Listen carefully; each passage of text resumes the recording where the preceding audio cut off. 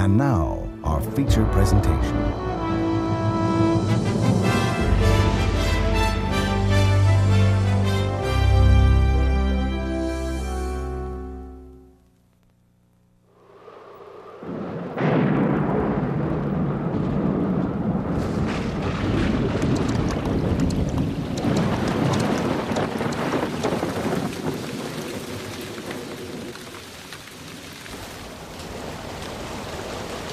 It all begins with water and rock. As water seeks its level, it becomes acidic, and when it flows over limestone, it etches a path into the rock. Given eons of time, water will burrow deep and carve with incredible force the veins and arteries of planet Earth.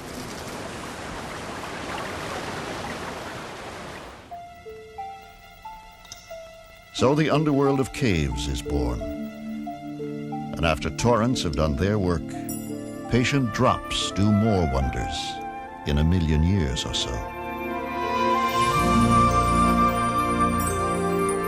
Look now on a landscape no one dreamed existed just a few years ago.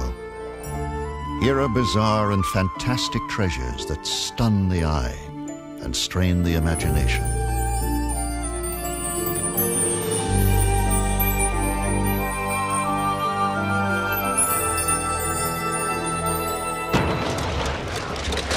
Here is discovery and danger.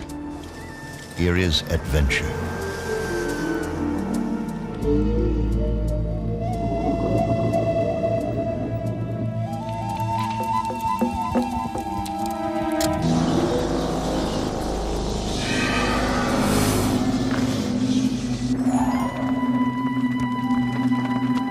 In New Mexico, members of a National Geographic Society expedition explore the world's newest and most exotic major cave. They are following one of man's most ancient imperatives, to seek and understand the unknown.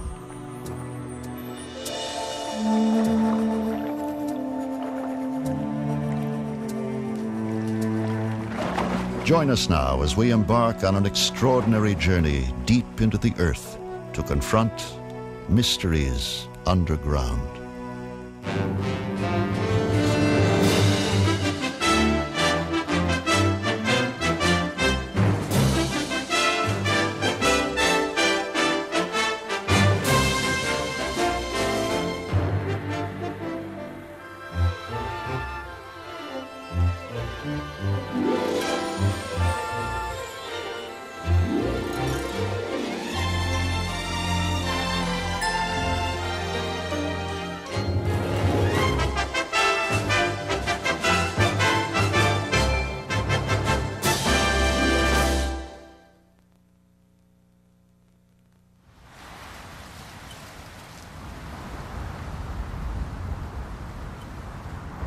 In the Guadalupe Mountains of southern New Mexico, an awesome giant has lain hidden for 1 million years. Sometimes, in the desert silence, the monster could be heard breathing. The sound came from a yawning chasm in the rocks. In 1986, a trio of weekend explorers broke through a layer of rubble and discovered a new cave only a few miles from famous Carlsbad Cavern.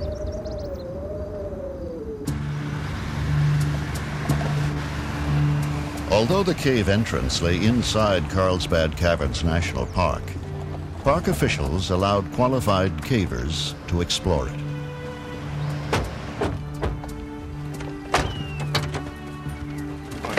Yeah, where's all your science stuff? Some of it already transported into the cave. What do you got in that thing, Dave? One of them was Rick Bridges, an oil and gas prospector. And that's about it. Camp stuff. You got all the science gear, Kim? Yeah, most. Now, Bridges leads a hand-picked team of experts, like rock climber Dave Jones, on the 25th expedition to Lechuguilla. You got the survey gear in? Let's see, data logger and the... Research geologist Kim Cunningham will handle the science studies for the expedition. So it's Nuclear test engineer Ann Strait is an expert in surveying and mapping caves. And specialist cameraman from England, Sid Peru, will be the first to document Lechuguilla on motion picture film.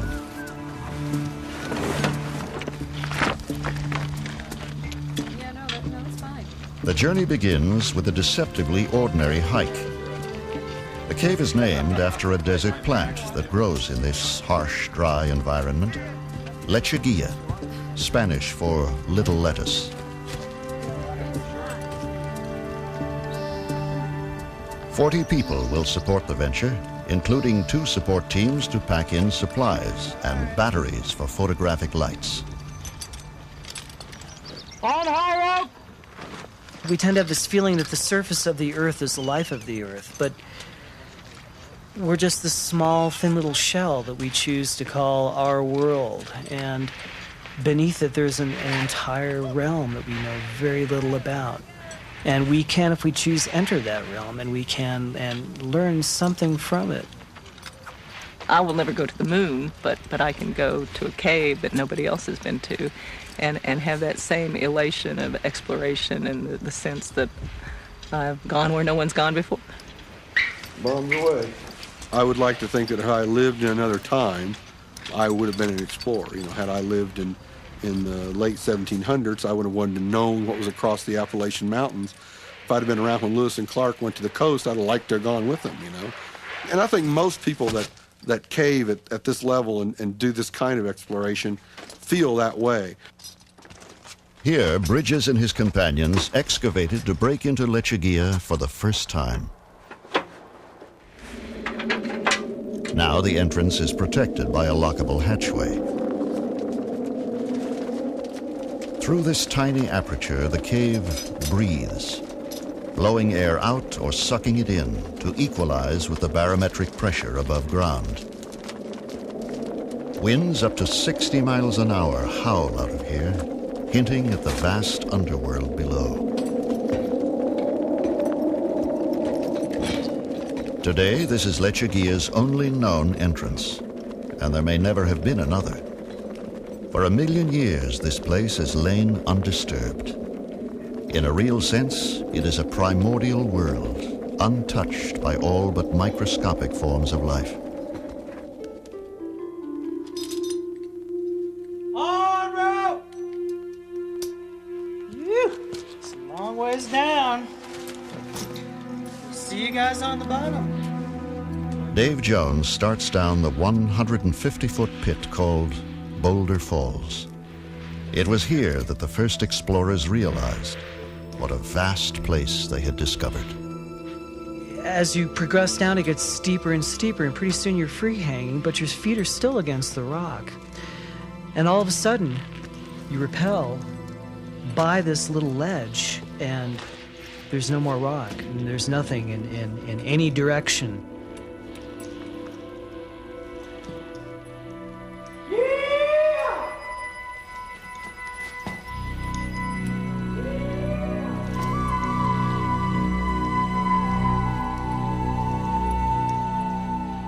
Here, one feels like a tiny insect, deep in the bowels of planet Earth, powerless and utterly alone. And all you can see is black and a little rope in front of your face. And you just think of what a strange and bizarre thing it is to be where you are. Just, why are we doing this? Why are we here?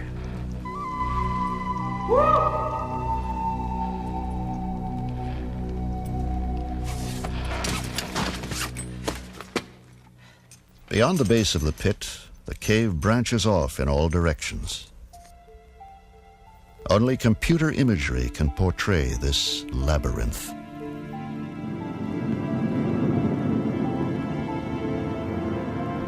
After the May 1986 exploration, the cave was known to be 700 feet deep and more than half a mile long.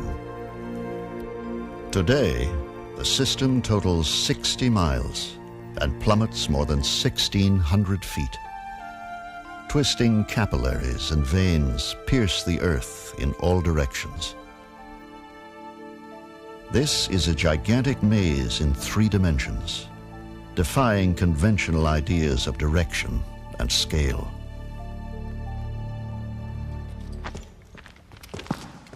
Footprints remain forever in this fragile environment. Plastic ribbons keep cavers on main trails.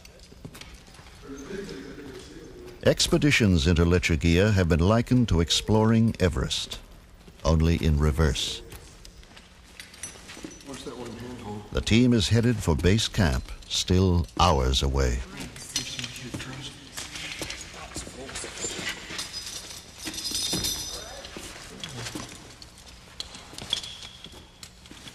The trail leads on into inky blackness. Often they traverse chambers so vast, the cave walls are barely discernible.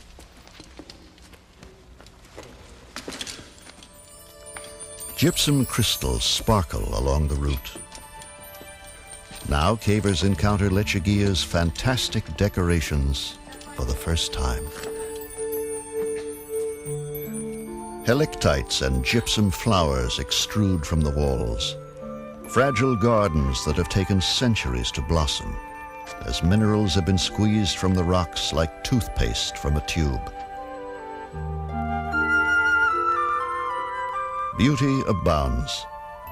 These jewels of the underground are exquisitely delicate needles of selenite.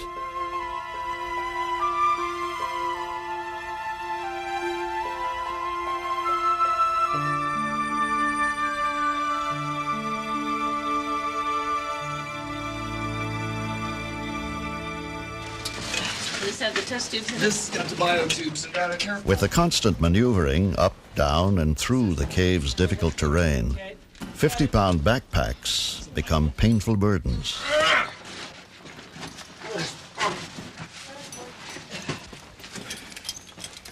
There's a lower rift, Dave, where we climbed out of Captain Hook's ladder.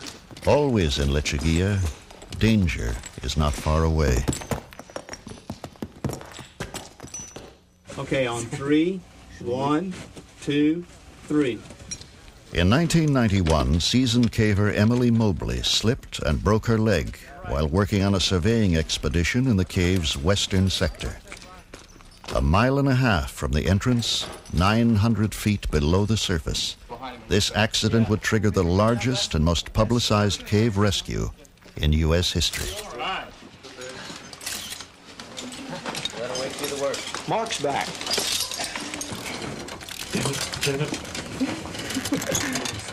That's a good speed, guys. Great. 100 experienced cavers summoned to the scene would labor 4 arduous days to bring her to safety.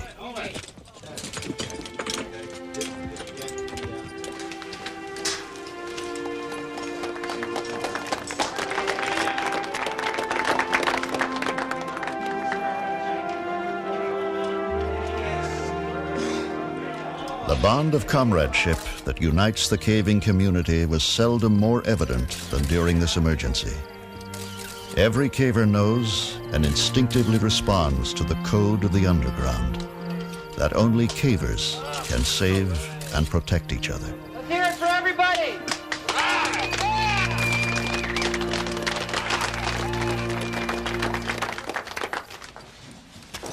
After almost 4 hours, the expedition reaches Lake Labarge, the first sizable body of water to be discovered in this branch of Lechuguilla. Beautiful. You know, one of the greatest sights in caving, eh? Yeah, that's fantastic. This is Lake LaBarge. Yeah. Labarge Warhol. It's easier now. Beautiful. On the road! Woo!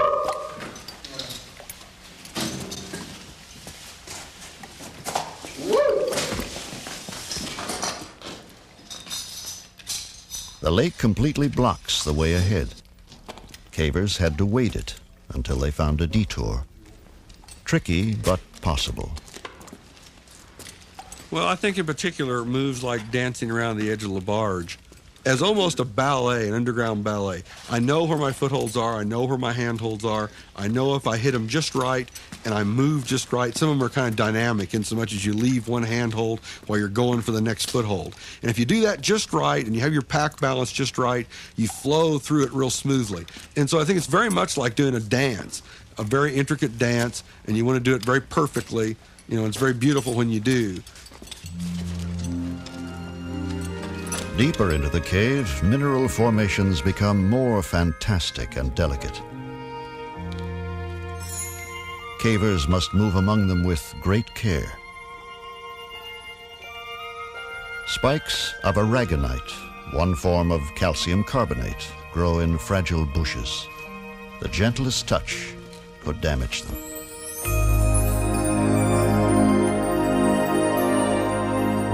There is infinite contrast here. The now famous Chandelier Ballroom is one of caving's classic beauty spots. Plumes of gypsum sprout from the ceiling, some as long as 20 feet. The most dazzling examples of their type ever found.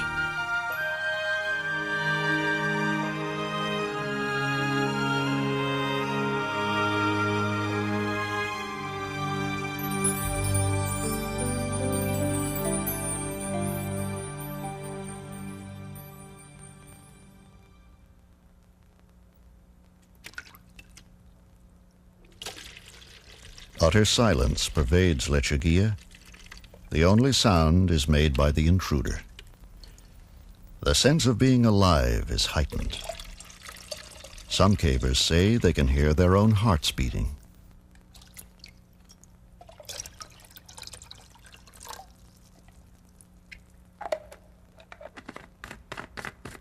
In the constant 68-degree temperature and high humidity, dehydration is always a threat.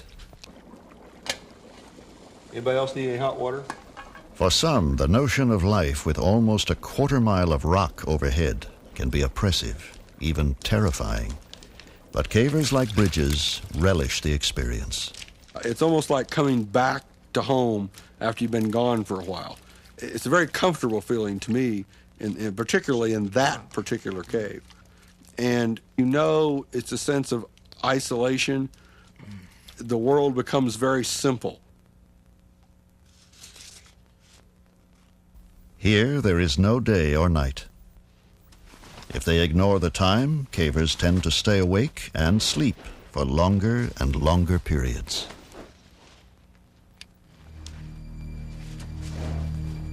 In Lechuguilla Cave, there is little evidence of life, but this is rare.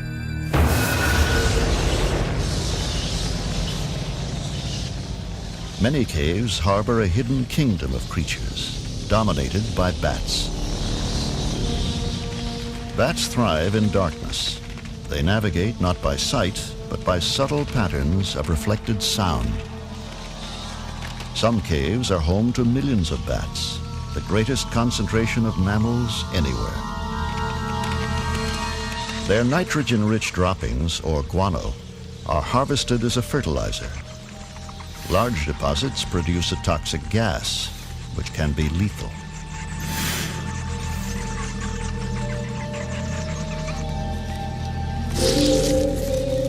Mountains of bat guano support the intricate food chain underground. Sometimes an injured bat or a baby falls into the guano and itself becomes food. Within minutes, the bat is reduced to a skeleton.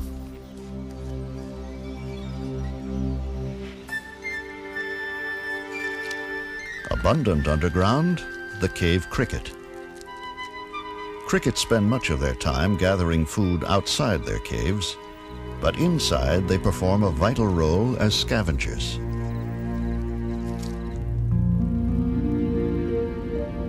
In mute testament to their environment, fish have evolved here without eyes. The salamander has dispensed with eyes too, and has no need of skin pigment in a world without sunlight.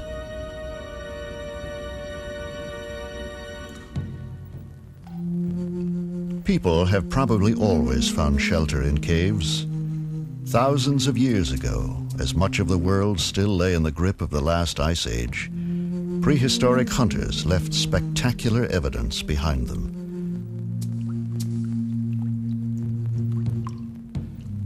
The human spirit was born and nurtured here, its expression etched on walls of stone.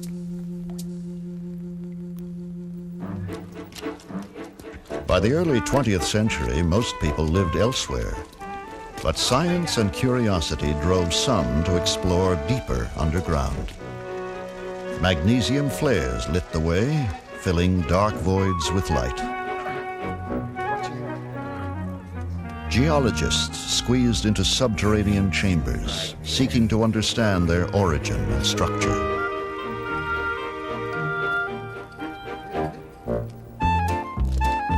And soon the ancient lure of caves was turned to profit. Tourists went underground. Then and now, humans have been compelled to seek out caves and to combat the gloom with gay defiance.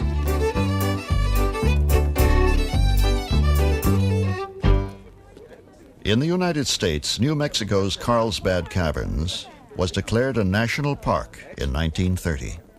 But natural wonders were not enough. Carlsbad and other caves promoted all sorts of attractions, some a bit far-fetched. The time will come when some master musician in the Carlsbad Cavern will be able to create a symphony in stone.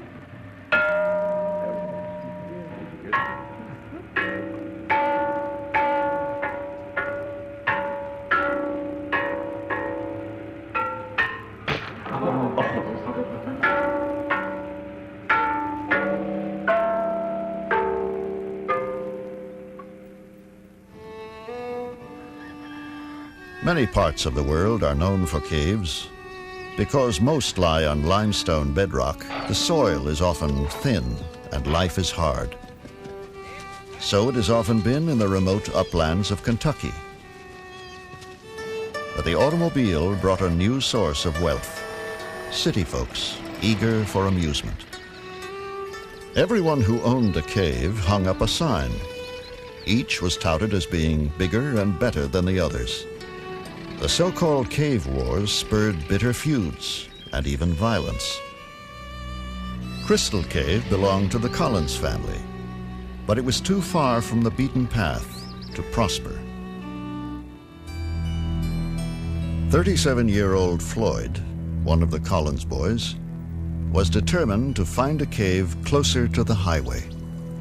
He set off alone on a cold winter morning in January 1925 and squeezed into a narrow, twisting crack in the earth never before explored.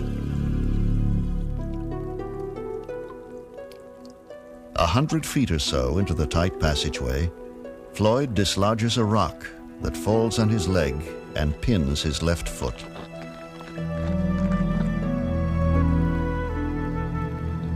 Every detail of this fateful mishap will soon be known throughout the world.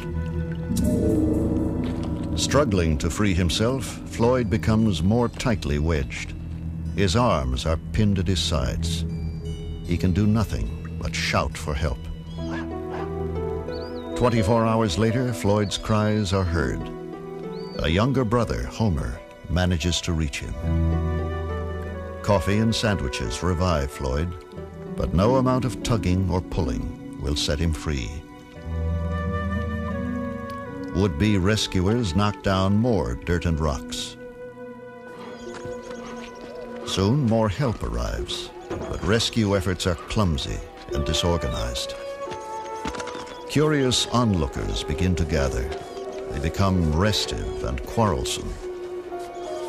A week goes by. Floyd is still alive, and the crowd swells to thousands. It becomes a carnival. Souvenirs are sold, and moonshiners arrive on the scene. It's hard to maintain order, and the National Guard is summoned. Skeets Miller, a 21-year-old newspaper reporter, braves the tortuous passage 7 times to comfort Floyd and describe his plight. Miller takes down food and drink, and an electric light bulb to keep Floyd warm. In bitter cold and rain, little more can be done for him.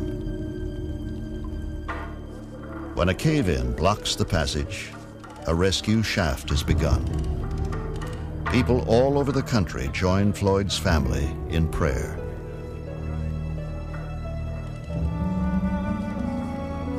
Floyd's brothers expect the worst. Rescuers finally reach him on the 18th day. It is too late. Floyd has been dead for some time. The crowd goes home. The public is soon interested in other things. It takes 2 months to recover the body. The rock that trapped Floyd was not a boulder, but a mere 27-pound stone, shaped like a leg of lamb. His tombstone bears the ironic epitaph, "Floyd Collins, greatest cave explorer ever known." His death left a legacy of fear of the dark, mysterious underground that haunts many to this day.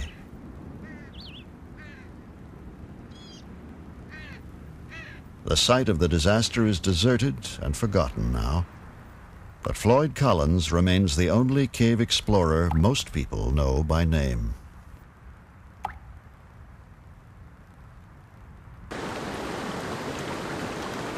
Today, there are about 16,000 devotees of caving in the U.S. Here, where Tennessee, Alabama, and Georgia meet, the countryside is studded by deep pits, vertical caves, the delight of weekend enthusiasts. 9-year-old Leah Brown holds a world speed record for rope climbing. I want to go ahead and check that other equipment. Her partner, Avis van Swearingen, also holds a climbing record for women over the age of 60. With skill and courage, they suspend their lives on a slender thread. We call that rope the nylon highway because it takes us to wonderful places and new parts of the cave, and it's the only way you can get there.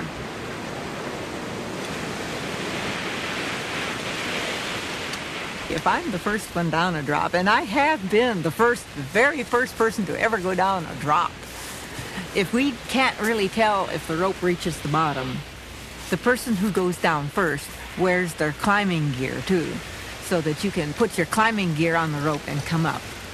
Also, we put a knot at the bottom of that rope, so we can't rappel off the end of it, which has happened to people. I like the deep pits because when they're deep, you get to go fast more. That's why I like the deep pits. Because the short ones, you don't get to go fast very long. See, when you're going fast, it's real quick to get to the bottom if they're short. But when they're long pits, you get to go real fast for a long time. The first time I did it in a pit, it was only a 90-foot pit. And I didn't get scared. I don't get scared very easily. I like going fast. When I go down fast, the floor is real tiny and then it starts getting bigger and bigger. And I like to watch that.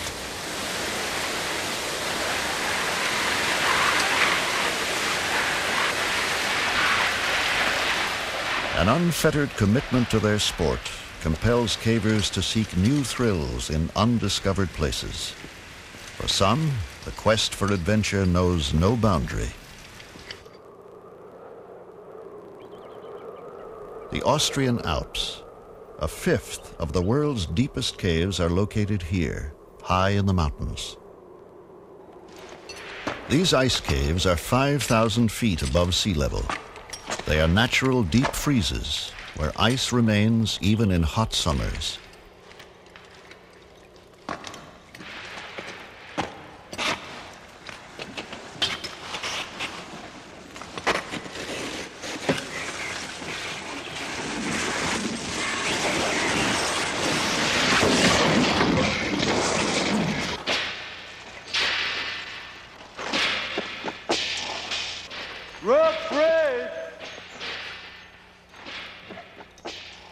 Here, geological time is condensed. We can witness the growth of ice formations in short periods of months or years, which in their stone counterparts would take centuries.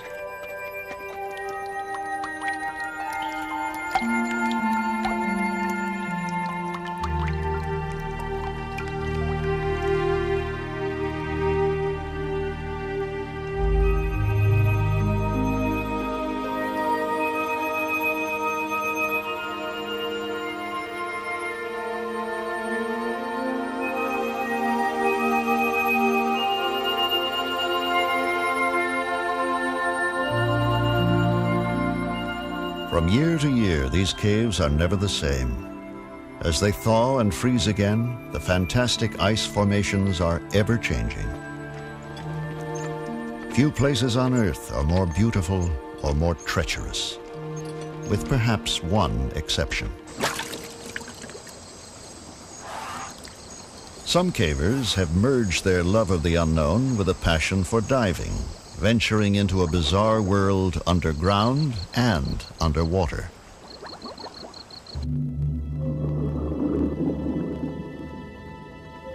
Originally formed above sea level, these caves became submerged about 10,000 years ago as the last ice age retreated. They are now 70 feet beneath the surface.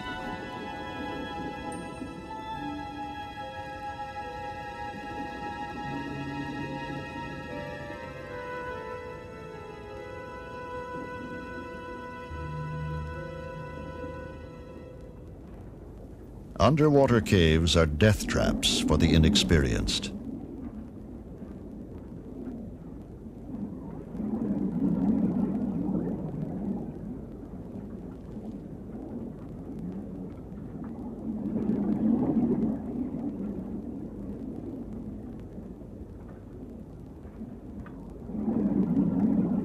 But from time to time, tempting fate can have astounding rewards. In 1990, when exploring a submerged tunnel off the Mediterranean coast of France, a professional diver surfaced in a hidden chamber. He found a treasure chest of art, perhaps 18,000 years old. Paintings and engravings depict animals that roamed southern Europe before the last great ice sheets melted. Some experts question the authenticity of the art, but close examination is impossible. Casqueur Cave is a place of haunting mystery. To protect it, the cave is now sealed by order of the French government. In time, a new entrance may be built and the truth known.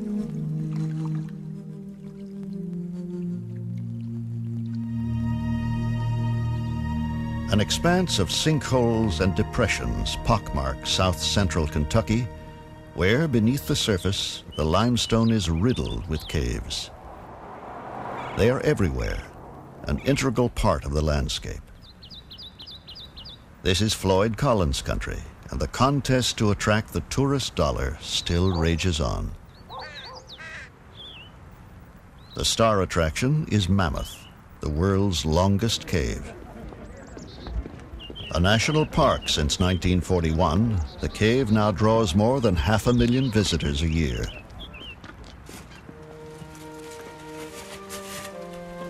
Back in the 1800s, tour guides here were often black slaves. One of them, Stephen Bishop, became perhaps the greatest caver of them all. On his own, with little more than a lamp, a rope, and a sketchbook, Bishop explores the depths of Mammoth Cave. He creates a surprisingly accurate map of this complex underground maze. Deep in the cave, Bishop is confronted by a gaping void that came to be known as Bottomless Pit.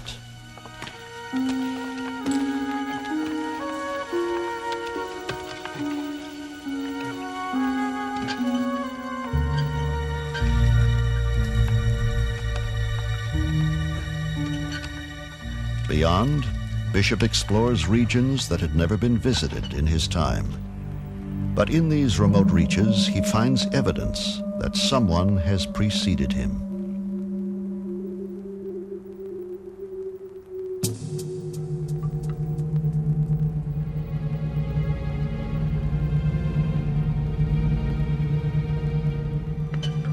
Some archaeologists believe that Stephen Bishop may have also encountered one of Mammoth's most compelling mysteries. Trapped under a boulder are the ancient remains of a human being. Not for another century would the mummified body be rediscovered, and then, as the technology became available, removed from beneath the 6-ton boulder. A sensation in its time, the mysterious body would be on public display for years and given the name Lost John. 2,000 to 3,000 years ago, this man was digging around the base of a heavy rock when it dislodged and crushed him. What was he doing here? How did he get here? No one believed that ancient humans could have ventured this far into the forbidding depths of Mammoth Cave. Today, new evidence helps to answer these questions. Archaeologist Ken Tankersley has spent years investigating the traces of ancient humans in Mammoth. Armed with cane reeds collected near the park, Tankersley simulates the methods prehistoric explorers would have used here.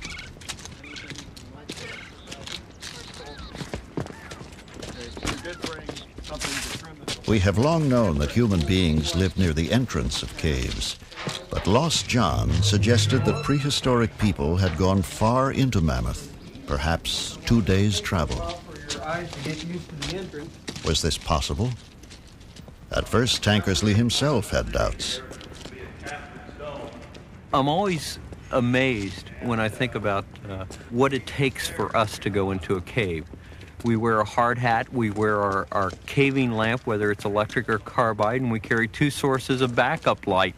We wear enough clothing to ward off hypothermia. These people wore virtually nothing.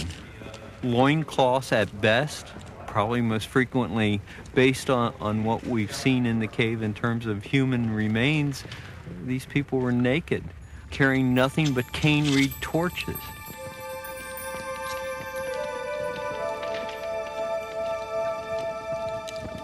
The reed torches were the only light source available to ancient humans.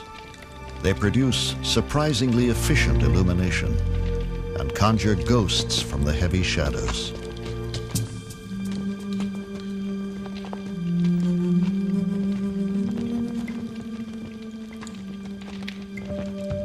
Their daring was incredible. For humans, light is life in a cave. But these explorers traveled up to 12 miles with nothing but reed torches between them and a horrible fate. Their pathway can be followed even now. Watch your step come in. A trail of burned torch fragments leads Tankersley and his companions to a cavity in the rock face. Digging marks and a crude implement are evidence of some kind of activity here. Yeah, that's magnificent. Notice the cut edge. That's a primitive tool, one of dozens found deep in the cave. What was it used for? Another clue. A rich seam of selenite crystal courses through the rock face nearby. Specimens that we found on Campbell Ledge. These findings prove that prehistoric people were engaged in widespread mining of crystals throughout the cave. The scale of the operation was staggering. Tons of material were removed. The mining continued without interruption for over 1,000 years. The ancient miners took selenite and other minerals from the cave.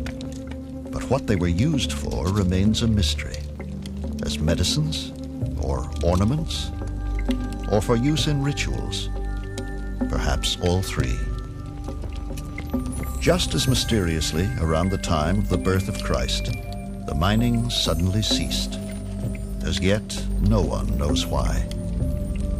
All that remains is abundant evidence that they once were here, driven by needs and desires we may never understand. To our right down below is the famous bottomless pit.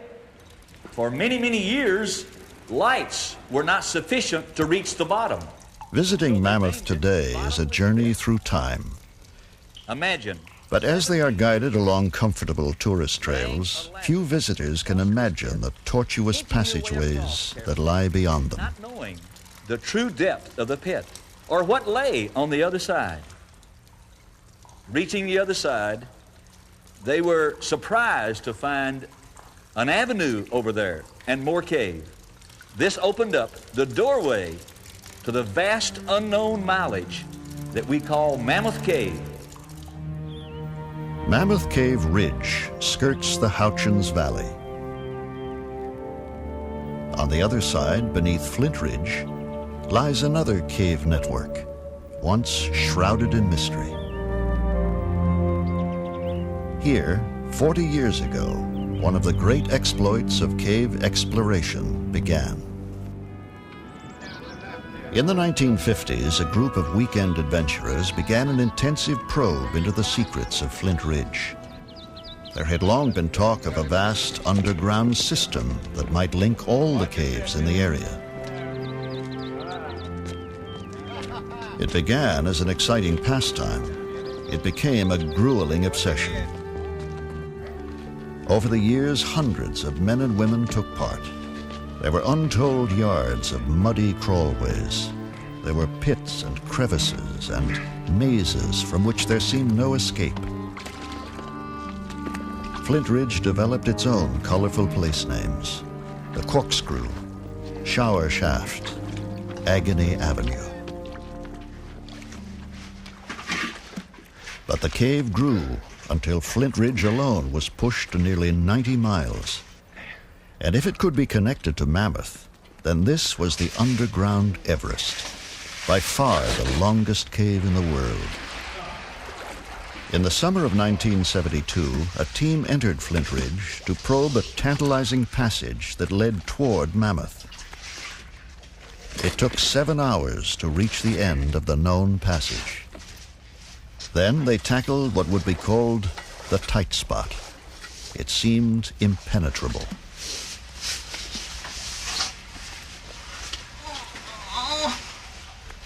But one of the team had a knack for narrow places. Pat Crowther, a computer programmer and mother of 2. Well, it never occurred to anyone to try to go through that place. It was a crazy place to even think that you could get your body into. The tight spot was a very tiny vertical crevice out the bottom of a small indentation in the floor. And if you just casually looked down into the hole and saw that crack, you would say no one could possibly fit in there. Somehow, Crowther squirmed through. 6 weeks later, miles beyond where anyone had gone before, a chilling but significant discovery was made. In a mud bank were the initials PH, scratched there by Pete Hansen, a long-dead tour guide. He could have come here only from the Mammoth Cave side. Carpenter Richard Zopf was in the group and recalls the impact of the discovery.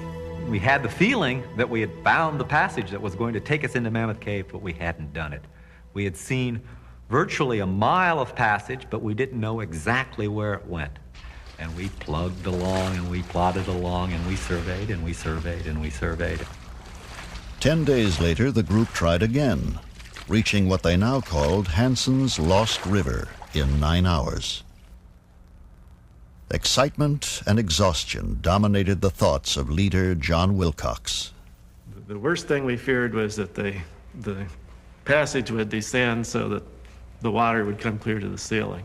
And it sure looked like that was what was happening. The water was getting deeper and deeper, and the ceiling was coming down. We're getting bent over, scrunching our backs up against the ceiling, trying to keep from getting our chests wet. You know, get your core of your body wet. That's a whole different situation than just wading along. And it was getting so wet that I told the rest of the party, wait here, I'm going to go look ahead a little bit, because I know if I get completely wet, I can get out of the cave, but I wasn't sure everybody else could. And just go as far as I can, you know, and trying very carefully not to get my chest wet, and, not to put my light out and so forth. I don't have a good sense of the time, but John only went, a few feet, went ahead for 30 seconds, and then there was a pause, and it's like, what's happening, John? And John says, the passage is opening up. And, well, should we come ahead? From that low point, the passage just immediately opens into the huge Echo River passage. And eventually, my eyes adjusted enough, I could begin to see a wall clear across the passage, 100 feet away perhaps.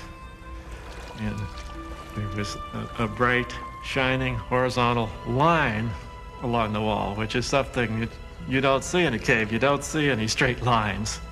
And it had these vertical lines underneath it. I realized that was a handrail. We had come out on a tourist trail.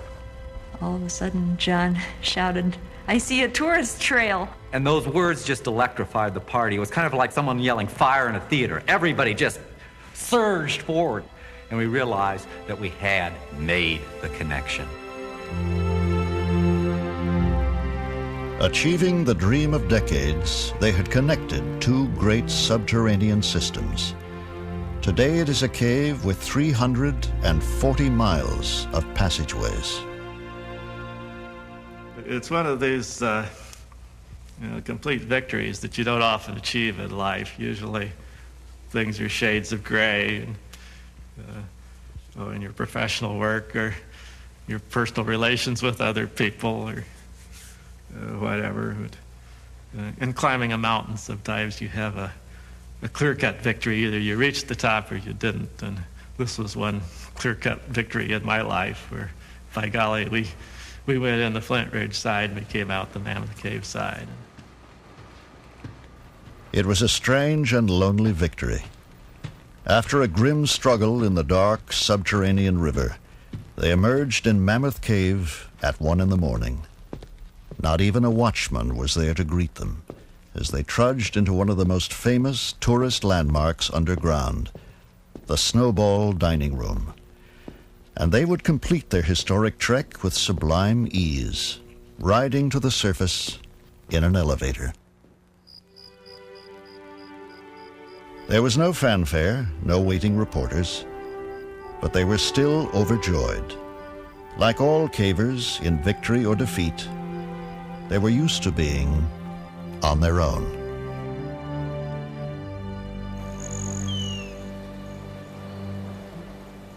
Beneath the New Mexican desert, the National Geographic expedition to Lechuguilla begins its second week underground. The cave's beauty is now legendary, but there is more to discover here. High on a hill deep within the heart of the cave, a mystery unfolds. Sulfur is prevalent here and in other regions of the cave. And tiny bacteria are found in these deposits, along with fungi that feed on them. In turn, the bacteria may feed on the sulfur, thriving in eternal darkness. Evidence indicates an unusual genesis for Lechuguilla. As hydrogen sulfide rose from below, it mixed with oxygen in water or air, forming sulfuric acid. This potent chemistry gradually ate through the limestone, creating the cave from the bottom up.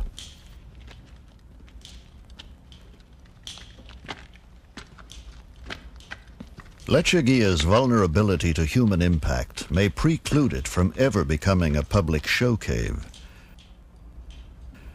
A profound respect for the cave is shared by most cavers and severely enforced. Special shoes are worn for traversing formations where boots may mar exquisite flowstone.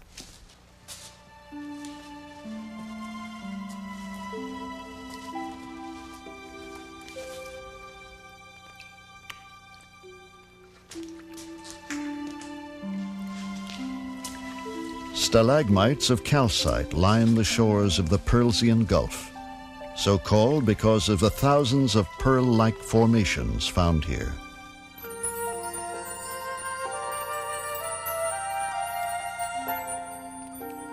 Looking like fried eggs, this kind of cave pearl is built up from calcite in the water. Another variety of cave pearl forms when a single grain of sand becomes coated with calcite. Over time, the relentless dripping of water swivels the grain, and the coating becomes thicker, like the creation of a pearl in an oyster.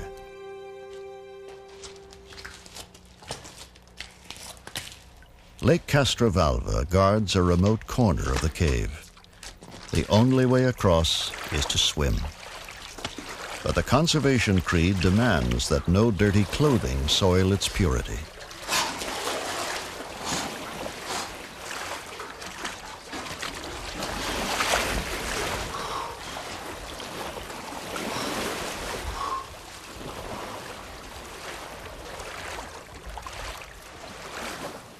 The air and water temperatures are the same year-round, 68 degrees.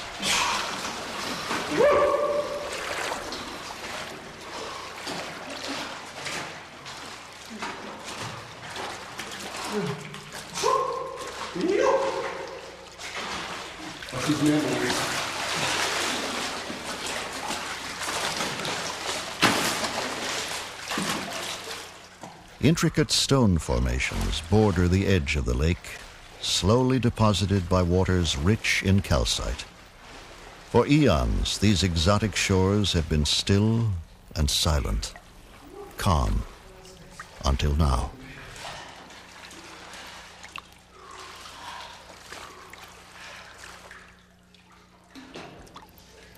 Light on the station. The primary function of any expedition is to explore and survey the cave, to produce a detailed map.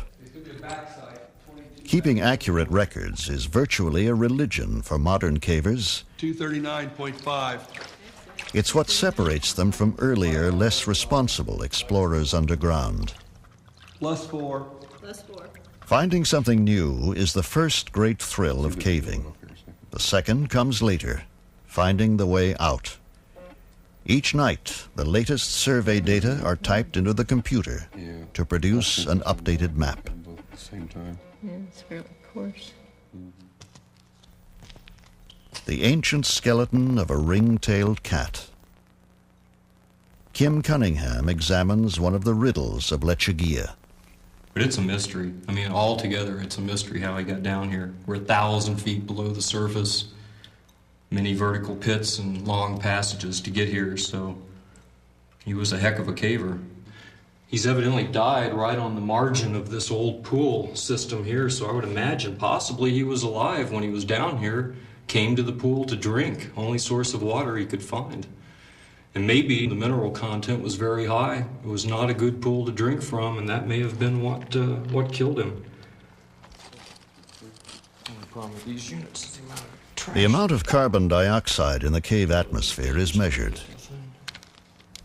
If the level down here is the same as on the surface, it could indicate other openings yet to be discovered. Somewhere within the cave's vast system, the air is being disturbed. There is noticeable movement. Still, Lechuguilla refuses to yield its secrets easily. It remains alien and strangely beautiful. A landscape from another world.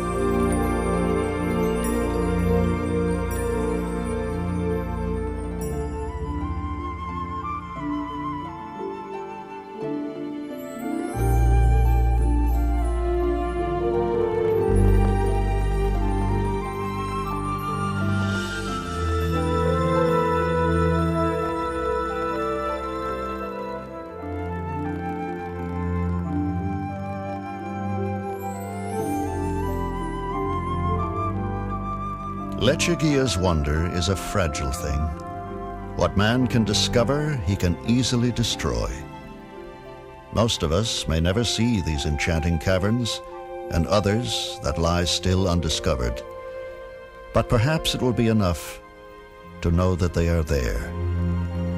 Lechuguilla now consists of almost 60 miles of breathtaking passageways. New discoveries continue, and there is no end in sight.